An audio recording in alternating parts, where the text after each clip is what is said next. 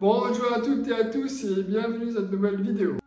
Aujourd'hui, je vais partager avec vous des conseils, des préparatifs et des pratiques à faire avant et durant le mois de Ramadan 1443.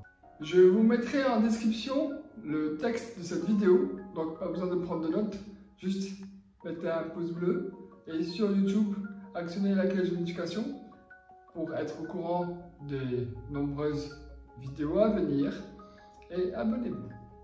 Avant toute chose, notez que toutes les indications, dates et horaires que je vous donne ici concernent le Maroc. Cette année, le mois de Ramadan aura lieu le dimanche 3 avril 2022 et durera 29 jours. Bien qu'il faille attendre l'observation à l'œil nu par le ministère des Habous, les calculs astronomiques ne se sont jamais avérés fausses. Mon application lunaire indique que la nouvelle lune aura lieu le samedi 1er avril à 6h24 Maarif et donc ne sera visible que le 2 avril au soir.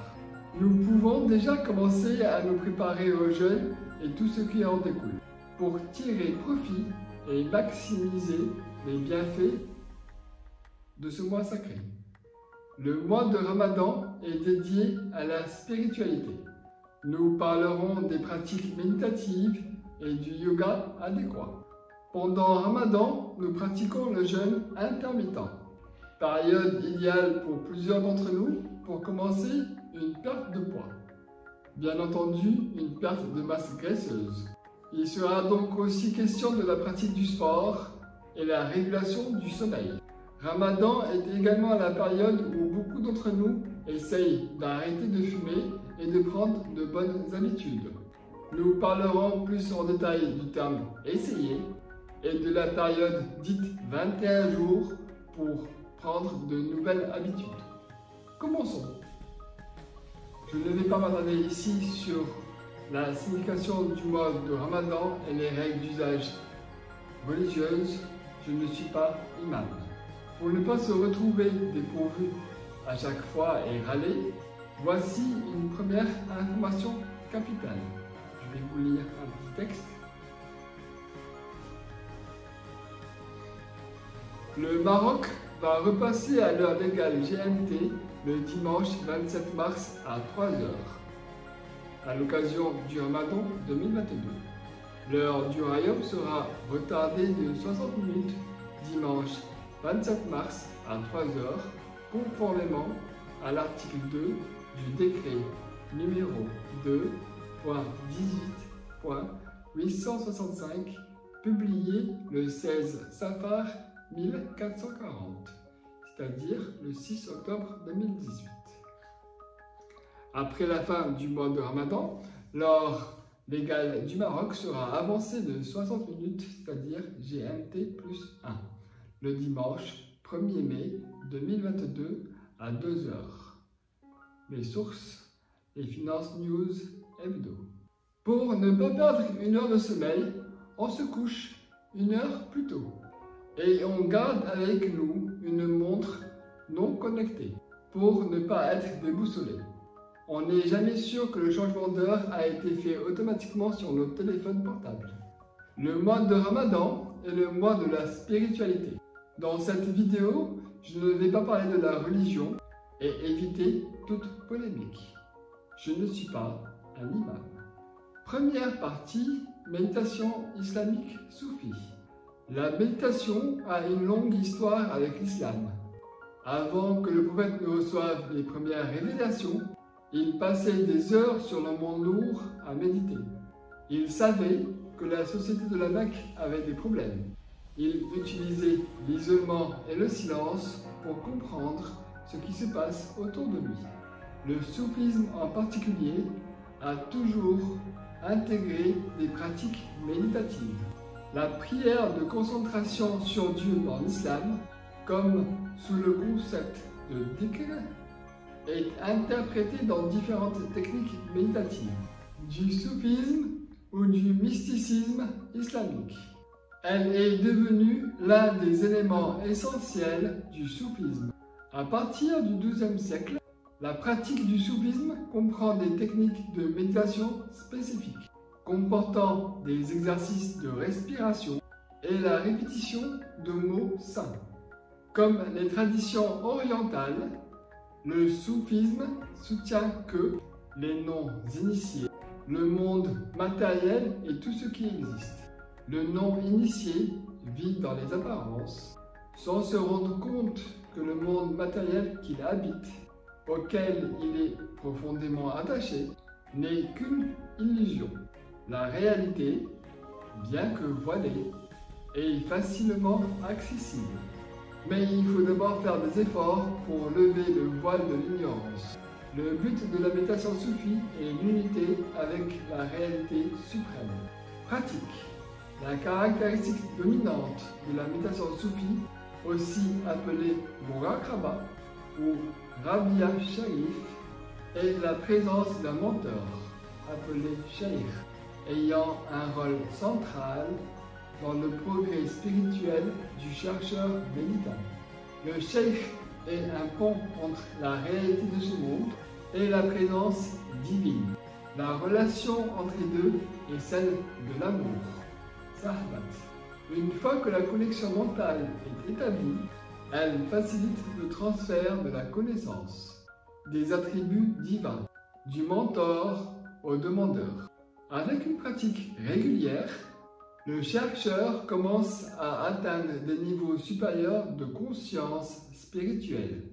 Alors que son esprit est pleinement adapté à celui du mentor, c'est ce qu'on appelle l'état d'infinité. Le moyen le plus rapide d'atteindre cet état est un désir passionné pour le mentor, semblable à celui qu'on aurait pour un bien-aimé.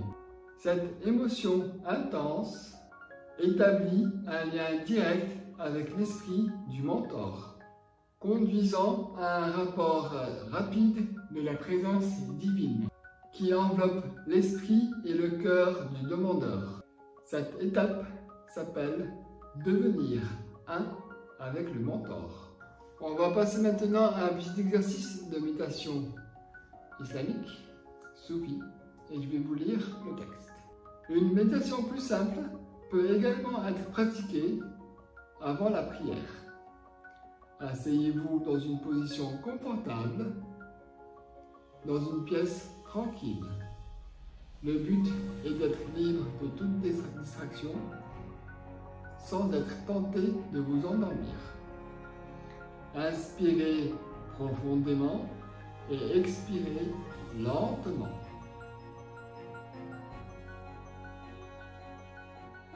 Essayez de gonfler votre ventre à chaque inspiration. Au fil du temps, vous respirerez sans effort de façon méditative. Visualisez tous les points tendus dans votre corps. Par exemple, vos épaules ou votre cou. Imaginez-les se détendre lentement.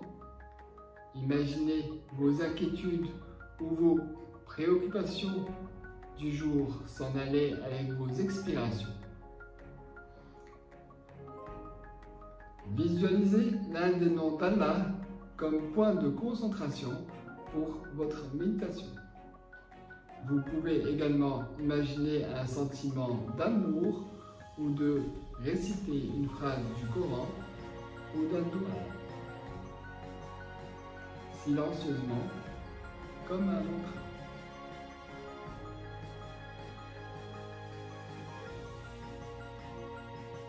Terminez votre méditation avec une salade au doua. Vous apercevez peut-être que votre prière est plus profonde et plus réfléchie après une méditation. Je vous proposerai durant ce mois différentes techniques de méditation guidées, soit en direct, soit en indirect. Je vous tiendrai au courant en temps voulu. Pendant le mois de Ramadan, il est conseillé de diminuer l'intensité de son activité physique. Pratiquer le yoga, spécifiquement le yin yoga, est une excellente alternative. Le yin yoga est une pratique lente, douce et invitant donc à la méditation. Elle est donc idéale pour la pratique spirituelle. Le Yin Yoga est une pratique permettant de mettre de l'équilibre dans un rythme de vie trop yang, c'est-à-dire trop active, tournée vers le mouvement, vers les autres, vers la vitesse. En pratiquant un yoga yang, on ne se laisse pas le temps de recharger ses batteries. Par contre, plus tourné vers le calme, le silence et l'immobilité, le Yin Yoga permet d'apaiser son système nerveux, de lâcher prise sur le besoin permanent d'action et d'apprendre réellement à vivre le moment présent. Les 3 principes fondamentaux du Yin Yoga. Trouver ses limites, tenir la posture, rester immobile. Le Yin Yoga agit sur les difficultés physiques, mentales et émotionnelles par le biais d'étirements et de respiration profonde. Contrairement au yoga yang, qui se concentre sur des postures de force et d'étirements musculaires, le Yin Yoga travaille en profondeur sur l'esprit et le corps. Bénéfices physiques. Le Yin Yoga se concentre sur les fascias, améliorant ainsi la santé de l'intérieur. Il renforce les tissus des articulations et améliore la mobilité des articulations. Bon pour le cœur et le poumon, il améliore la circulation et la respiration. Bénéfices sur le plan mental et spirituel. Soulager le stress et l'anxiété. Plus tourné vers la méditation, il nous permet de nous détacher de tout stimuli extérieur pour être attentif au moment présent et ce qui nous entoure. On apprend à entrer dans un état méditatif où tous les problèmes de l'esprit se dissolvent pour laisser place à une paix intérieure. Le Yin Yoga influe sur les chakras et les méridiens. Chakra est un terme sanskrit signifiant roue ou disque. Ce sont des points d'énergie du corps spirituel par lequel circule le prana, l'énergie ou la force vitale. On va parler maintenant des 7 principaux chakras. Donc nous avons le chakra coronal, régit la connexion à l'univers, associé à la spiritualité et à l'illumination. Mantra utilisé est le son Om. La posture, toutes les techniques de respiration, méditation assise et posture du cadavre. Le chakra du 3e œil, Ajna, agit sur le mental et la sagesse, est associé à l'intuition et à la conscience et à l'imagination. Le mantra utilisé est aussi le son Om, la posture de l'enfant. Le chakra de la gorge régit la capacité à communiquer, à dire la vérité. Il est associé à l'expression de soi, au discernement et à l'honnêteté. Mantra utilisé, Ham. Posture, étirement du cou. Chakra du cœur régit l'empathie et le lien aux autres, associé à l'amour, à la gratitude et au pardon. Le mantra Yam, posture, le poisson soutenu. Chakra du plexus solaire régit la relation à soi, est associé à l'estime de soi, à la volonté et à la détermination. Le mantra Ram, posture allongée avec tension. Le chakra sacré régit les relations aux autres et les émotions, est associé à la sexualité et la créativité. Mantra Vam, posture du dragon. dernier chakra, chakra racine, régit le lien à la société et au monde physique, est associé à la sécurité et à l'instinct du survie. Mantra l'âme, posture, le cerf ou la guirlande. Selon la médecine chinoise, l'énergie vitale ou Qi irrigue le corps par les canaux, les méridiens. Quand ils sont en bonne santé et sans blocage, ils accroissent la longévité en prenant soin des organes. Ils permettent au flux d'énergie de circuler d'un organe à un autre, non pas par les artères au sens physique du terme, mais par les canaux. Maintenant, on va voir les 12 méridiens et leur posture. Nous avons en premier le foie, associé à la circulation sanguine, souplesse des ligaments et tendons, cycle menstruel, posture de divinité.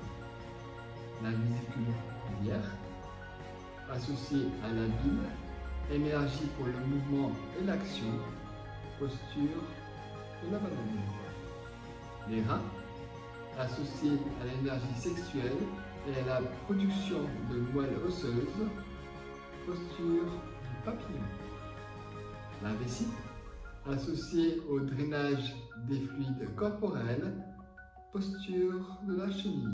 La rate, associée à la digestion et au transit des nutriments dans le corps, posture de la selle. Estomac, associé à la digestion et l'état d'esprit, posture, torsion du dragon. Le cœur, associé à la distribution du sang, aux organes et gestion des émotions, posture du sphinx. Intestin grêle, associé au tri des nutriments à absorber et à éliminer, posture du nœud papillon. Poumon, associé à la régulation de la respiration et de l'énergie, posture du cœur aimant. Gros intestin, associé au drainage de l'excès d'énergie et protecteur du cœur, posture d'étirement des extincteurs du poignet. Triple réchauffeur, associé à la régulation du métabolisme, posture des bras de l'aigle. Les techniques de respiration appelées pranayama sont des exercices sur le souffle, permet l'équilibre de l'énergie, facilite la méditation, soutient le corps pendant les postures du yin yoga et rend la respiration plus lente et profonde. La respiration alternée, la respiration du guerrier, le bourdonnement de l'abeille sont des techniques qui peuvent être utilisées. En ce qui concerne le matériel, nous avons des blocs de yoga qu'on peut trouver à Decathlon. Donc il en faut 2. Un bolster, donc c'est ce genre de matériel. Donc ça aide également, ça aide dans les postures, donc il en faut un seul. Il y a différentes tailles, donc vous regardez sur Coton, un site marocain qui s'appelle Bolster. Et je pense qu'il y en a aussi chez Decathlon, donc un bolster. Vous mettrez ça, vous écrivez les noms lors du montage. Il faut aussi une couverture, toute ça. Voilà, comme ça. Alors, elle sert pour la méditation, comme ça on peut se couvrir. Et aussi, quand on a des postures sur les genoux, on peut poser la couverture sur les genoux pour protéger les genoux, parce que des fois, quand on a le poids du corps qui est par-dessus le genou, on a mal. Sinon, on peut aussi utiliser un petit tapis comme ça. Alors ça, c'est pas fait pour. Ça, c'est en fait un petit truc que j'avais que j'utilisais pour protéger un sac à dos. Et en fait, on mettait en dessous. Vous voyez ces clips là, la marque Decathlon. Et du coup, un jour, je l'ai vu par terre, je l'ai pris et je me suis assis à genoux dessus. Et en fait, je me protège. Donc, un petit truc comme ça, juste pour protéger quelque chose où il y a de la mousse en fait. Il suffit qu'il y ait de la mousse pour protéger comme ça quand on pose les genoux dessus. On a pas mal. Et bien entendu, un tapis de yoga. Donc, prenez pas celui-là. Celui-là, c'est un tapis Decathlon. C'est un tapis pour pilates. Moi, je vous propose un autre, genre celui-là. Ah, ça, c'est la marque Tula. La marque Tula. Je crois que c'est Tula que ça s'appelle. Bon, voilà. Chua Vida. Je vous mettrai le nom en description. C'est une marque qui vient d'arriver récemment au Maroc. Et d'ailleurs, vous pouvez voir que j'en ai fait un petit peu la publicité quand j'ai fait le shooting photo. Loin des repas, je vous proposerai des séances de yin yoga avant d'aller au lit pour préparer le corps au repos nocturne ou alors au réveil pour préparer en douceur le corps et l'esprit pour la journée à venir. Ça ne sera que plus bénéfique pour réussir votre jeûne. Ce sera en direct ou en différé. Je vous dirai ça plus en détail lors d'un prochain post. Maintenant, on va parler du jeûne. Le jeûne intermittent recouvre une famille de régimes alimentaires, consistant à alterner des périodes de jeûne et des périodes d'alimentation normale. Ces régimes seraient efficaces pour réduire le poids et la masse graisseuse. Source Wikipédia. Je voudrais mettre le point sur le terme alimentation normale et le terme serait efficace. Pour le premier, je vous conseille pour le réussir de sortir d'un dressage de table insolent lors de la rupture du jeûne. Ici, on ne peut pas suivre les festivités alimentaires culturelles puisqu'on recherche une perte de poids.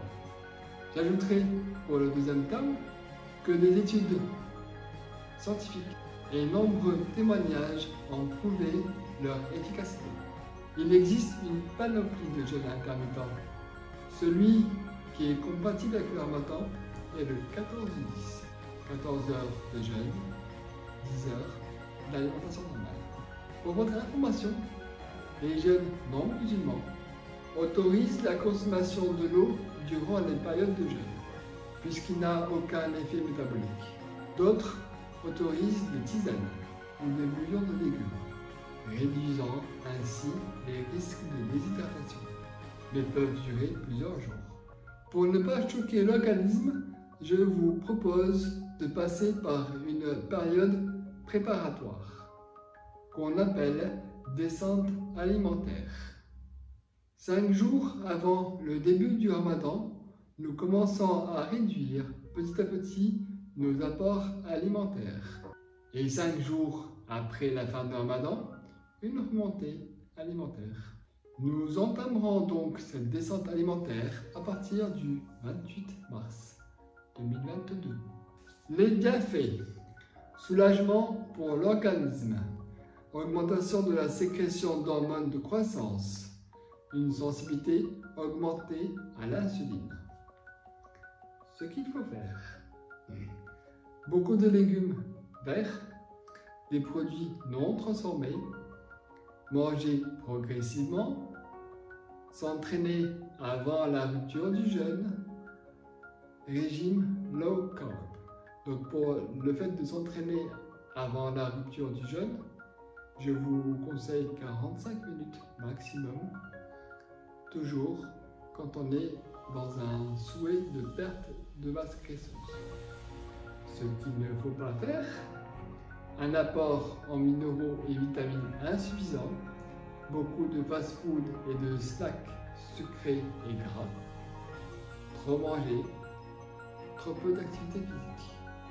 Je vous propose également d'intégrer le jeûne dans votre vie quotidienne, le jeûne intermittent. Pour ma part, je teste différents types de jeûnes à chaque intersaison. Jeûne hydrique, jeûne au jus, jeûne de guérison ou thérapeutique, jeûne basique ou jeûne sec. Il y a aussi la monodiète que j'ai testée. Nous venons de parler d'activité physique, il y a donc le yoga, mais nous pouvons aussi pratiquer une activité sportive. Pour faire la part des choses et apporter une nuance, privilégiez avant le jeûne des sports d'endurance, tout au plus 45 minutes, comme la course à pied. Les autres activités peuvent être pratiquées après la rupture du jeûne, tout en prenant en considération qu'il faut manger léger. Cette dernière règle reste controversée, puisqu'on peut faire également de courtes séances juste avant de passer à table. Si vous n'avez pas pour habitude de faire du sport, faites-vous accompagner par un coach sportif pour éviter les blessures et démarrer doucement.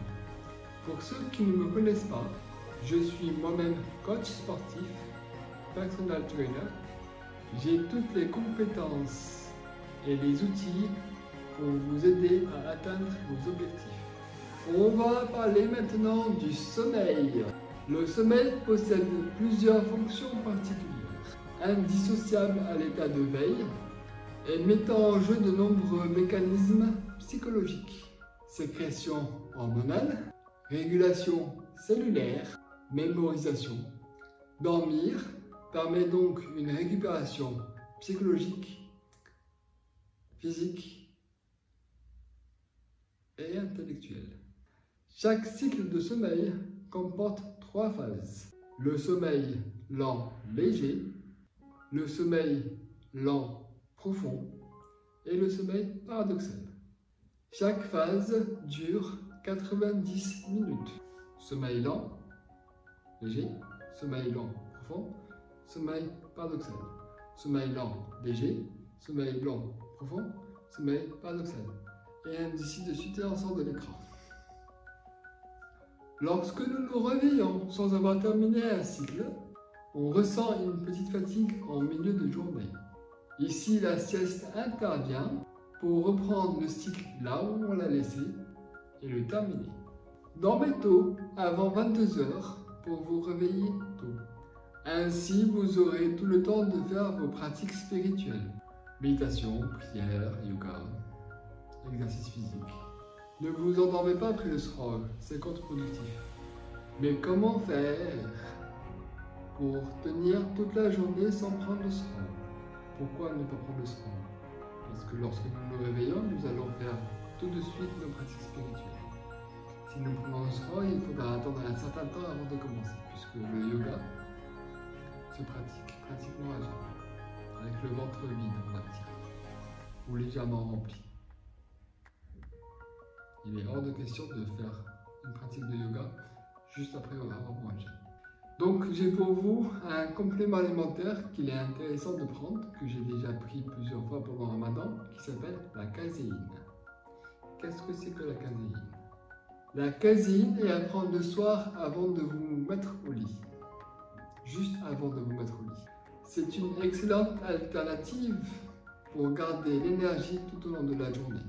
Elle est à digestion très lente et vous fournira l'énergie suffisante pour tenir jusqu'à la rupture du jeûne du lendemain. Je vais vous lire maintenant un petit texte qui a été écrit par la World Association of Sleep Medicine que j'ai trouvé récemment pour la journée internationale du sommeil qui s'est passée le 28 ou le 27 mars. Donc, elle a écrit un texte pour promouvoir un mode de vie sain et la nécessité d'un véritable sommeil salutaire. L'harmonie du corps et de l'âme n'est possible que si nous pouvons synchroniser nos biorhythmes avec les cycles et processus naturels de l'univers. Lorsque nous brisons les mécanismes, nous nous affaiblissons physiquement et mentalement. Nous devenons vulnérables aux maladies, nous communiquons mal avec les gens autour de nous et avec nous-mêmes. Selon la loi védique du temps, une personne doit se coucher au plus tard à 22 h et se lever avec le soleil entre 4 h et 6 h, ou alors avant le soleil. La durée totale du sommeil doit être de 6 à 7 heures. À partir de 21 h, il faut s'abstenir de toute activité ou travail. En rêvant, notre corps rempli d'énergie physique et mentale, influencé par les forces de la lune et produit l'hormone métallurine, indispensable à la beauté et la jeunesse féminine.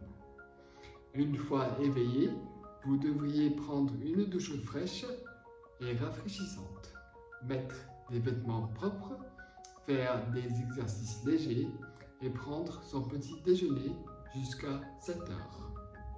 En outre, le moment le plus propice à la méditation et aux pratiques spirituelles est celui qui suit le réveil, avant le lever du soleil.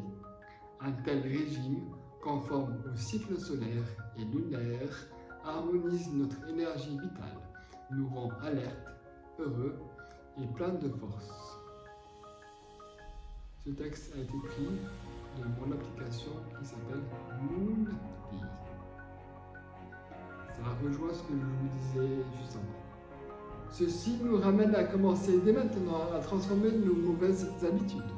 Pour ceux qui ont raté le coche pendant le confinement, peuvent se rattraper pendant le Ramadan. C'est une période propice aux grands changements. Nous fumons moins pendant la journée. Nous évitons les repas rapides du midi pour ceux qui ont une journée très chargée. Nous abolissons la consommation de l'alcool. Tout ce processus nous aide à changer nos autres mauvaises habitudes. Mais 29 jours sont-ils suffisants? C'est ce qu'on va voir dans ce qui suit. Il y a une règle qui dit qu'il faut 21 jours pour prendre de nouvelles habitudes. Je vais vous lire un texte que j'ai résumé et qui parle de cela. Tout a commencé quand le docteur Maltz, un chirurgien plastique, a observé que ses patients mettaient 21 jours pour s'habituer à leur nouveau visage. Maltz s'en est mis à décrire ses expériences et à déclarer « Tous ces phénomènes observés chez la plupart des gens semblent indiquer que l'on a besoin au minimum 21 jours pour faire disparaître une vieille image mentale et en créer une nouvelle. » Dans les décennies qui ont suivi, le travail de Maltz a influencé quasiment tous les grands professionnels du développement personnel. Zig Ziglar, Tracy, en passant par le très connu Tony Robbins. En plus, les gens se sont mis à raconter l'histoire de Maltz comme dans un téléphone arabe géant. Et au fur et à mesure, ils ont oublié que Maltz avait parlé d'un minimum de 21 jours. Et ont raccourci la formule qui est devenue « Nous avons besoin de 21 jours pour former une nouvelle habitude ». Mais que dit la science? Une recherche scientifique a demandé à 96 participants d'adopter un nouveau comportement, comme manger un fruit ou faire un jogging, tous les jours, à la même heure pendant 12 semaines. Le temps nécessaire pour changer une habitude variait de 18 jours à 254 jours, pour une moyenne de 66 jours. Si l'on se fie aux conclusions de cette étude, il faudrait donc en moyenne plus de 2 mois pour adopter un nouveau comportement et non 3 semaines. Comprendre cela dès le départ vous permet de gérer vos attentes plus facilement et de vous engager à faire des petits progrès, pas à pas, plutôt que de vous mettre la pression et penser que vous devez tout faire d'un seul coup. James Clear a écrit sur son site jamesclear.com des textes où il propose des stratégies qui permettent d'avoir une vie plus saine, tant sur le plan physique que le plan mental. Pour recevoir de nouvelles idées sur la manière pour booster sa productivité, améliorer votre santé et maîtriser vos habitudes, je vous invite à aller sur ce site et vous abonner à sa newsletter. Ou alors, il y a le livre The Miracle Morning de Hal Elrod, un incontournable. Adoptez ce rituel Made in USA ou vous en inspirez pour créer votre propre routine. Mais ne vous inquiétez pas trop. Certaines nouvelles habitudes sont plus faciles à prendre que d'autres. En ce qui concerne la cigarette, j'ai ma propre méthode et je vous mets le lien juste en haut si ça fonctionne. Sinon, vous le trouverez dans la description. Vous aurez un bonus sur le sucre raffiné. Et pourquoi ne pas commencer maintenant? Tout de suite. Ici, là, maintenant. Et si vous avez besoin d'aide, vous pouvez consulter mon site web pour découvrir ce que je propose. Je vous mets le lien en description du site internet. Mon site internet. Mon thérapeute à Calva. C'est la fin de cette vidéo. J'espère que le contenu vous a plu et vous dis à très vite pour de prochaines vidéos. Donc, pendant ce mois de Ramadan où je vais partager d'autres astuces, partager des méditations en podcast, des vidéos de cours de yoga et bien entendu je ferai peut-être des zooms pour des lives. Namasté.